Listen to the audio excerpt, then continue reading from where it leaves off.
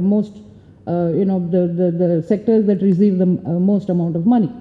The first one has always been education. Education has always received high amounts of allocation, whether it comes to the central government or whether it comes to the state governments. So here you can see that the corresponding to the first slide I showed you, we see a decline in almost all the education has fallen from about 5% of GDP to close to 2% now. And health also has fallen. And the one thing that has remained more or less steady is the housing and urban development. I think this is because a couple of years back there was a policy announced again in the budget about 100% housing, or housing for all was a scheme. And that has been in place and that is going on. So the budget allocation has come through for that. And labor and employment. And one of the things that really shocks you is the drinking water and sanitation. Now that has really gone to close to zero levels. In fact, in the budget, you don't even hear the finance minister mentioning drinking water and sanitation. So, but there is a good reason for that. So there is a good reason for that, and so I will talk about that after this slide, right? There's a good reason. Now why do I bring in OECD countries? Because sometimes it's a good idea to see what the developed countries are doing. You know, we are a country with a lot of challenges, huge challenges in the social sector. We don't have enough schools, we don't have enough hospitals. We hear of patients needing critical care being turned away from hospitals and only to die on the streets. I mean, this is the kind of thing that's going on in India. So anyway, so OECD countries, I thought, let's see what they're doing. It turns out that between 2007 and 2014, on an average, they have been spending 22% of their GDP on social services sector. And the highest is France at 32.5% of GDP, and the lowest is Mexico at 8%. India is lower than Mexico, and it is highest at 7.6% in 14, and the average during 7 to 14 has been 7.03% of GDP. So clearly, we need to spend more. But that may not be the full solution, but certainly some increased outlays are called for. What is India's Human Development Index? We still rank at 130.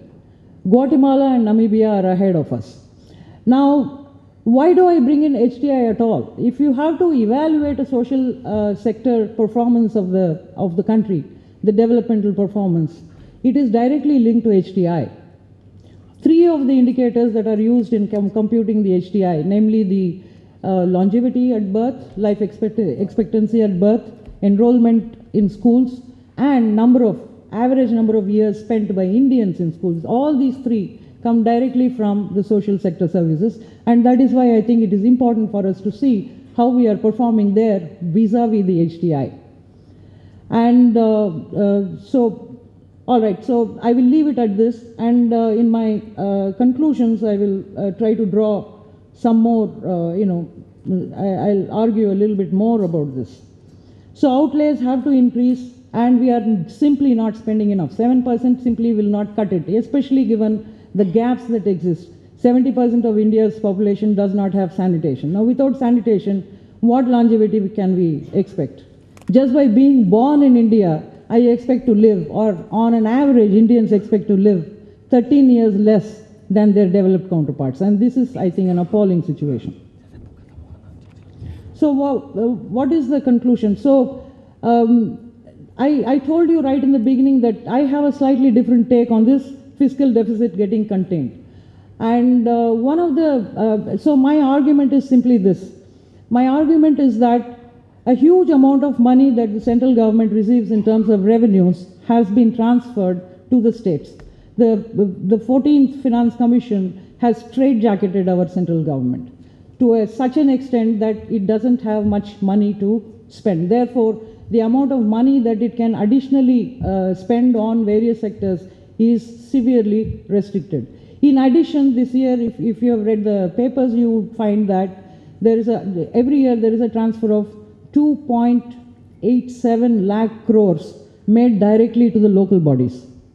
Now, out of this 2.87 lakh crores, 2 lakh crores is going to go directly to the panchayats, village panchayats.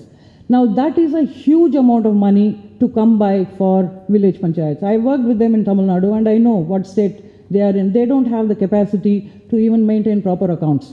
They do not have the capacity to build roads. They do not have engineers. They don't have much talent. So capacity building has to be a part of this whole exercise.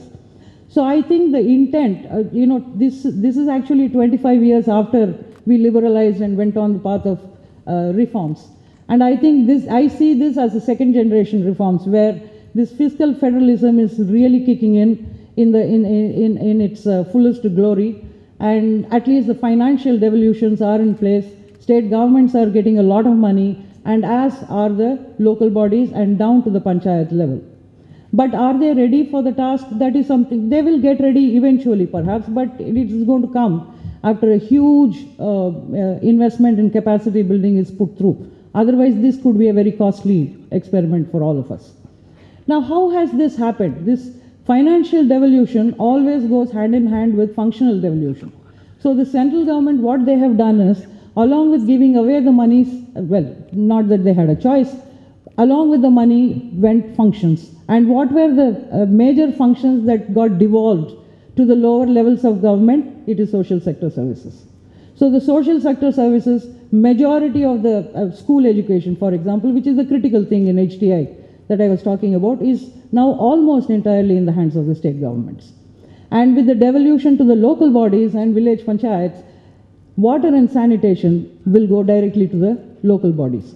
So the functional devolution also has happened. So that is the reason why I think the central government has been able to contain its fiscal deficit by cleverly passing on many of these functions down to the lower levels of government. That is one thing. It's a welcome move because the local government, state government, they do know what the people want. They are more directly connected with the people.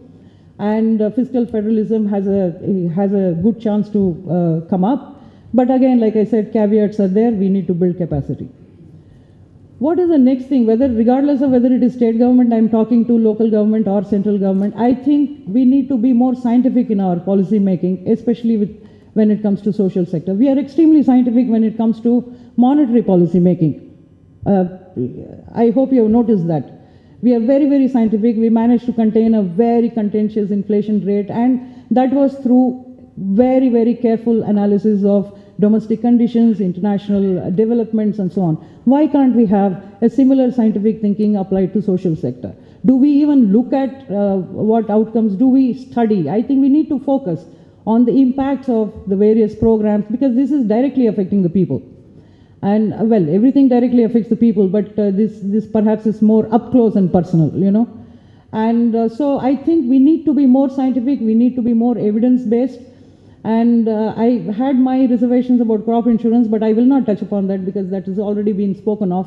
My only problem with that is that it is going to be unsustainable for the government, taking into account what has already been said on this.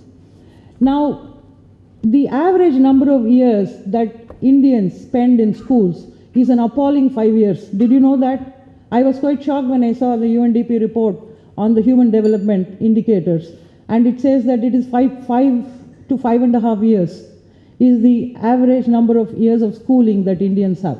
This is 2014 data. It is not all that dated.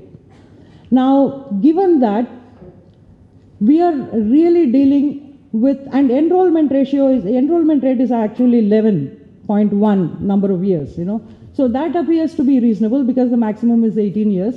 11.1 appears reasonable, so we are doing not too badly when it comes to enrollment, but the problem seems to be with dropouts. Because after enrollment, if only 5 years of schooling is completed, then we know that we have a gargantuan dropout problem. It's the kind of proportions I have not seen anywhere. IDF has been doing a project on analyzing this, funded by DFID, and I was kind of aware of that. So Vashish is leading the research there. I was kind of aware there, but when I saw these numbers, I was quite shocked. Now, weigh this against this focus on skill development. Now, do you really think that somebody who has gone to school for 5 years is capable of absorbing skills and becoming immediately employable? What sort of talents would this person have? And we are focusing on BPL and lower middle class families who are most likely to be in this 5 years of schooling bracket. So I don't know. Let's hope that the announcement is good. I think it's a good initiative. I think it needs to be done. because school education should be more oriented towards jobs. All that is fine. As an educator, I've thought about this a lot. I've been a teacher all my life. But I think this is something that we need to address.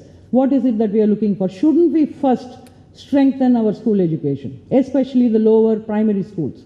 Higher education, central government has increased the outlay this year.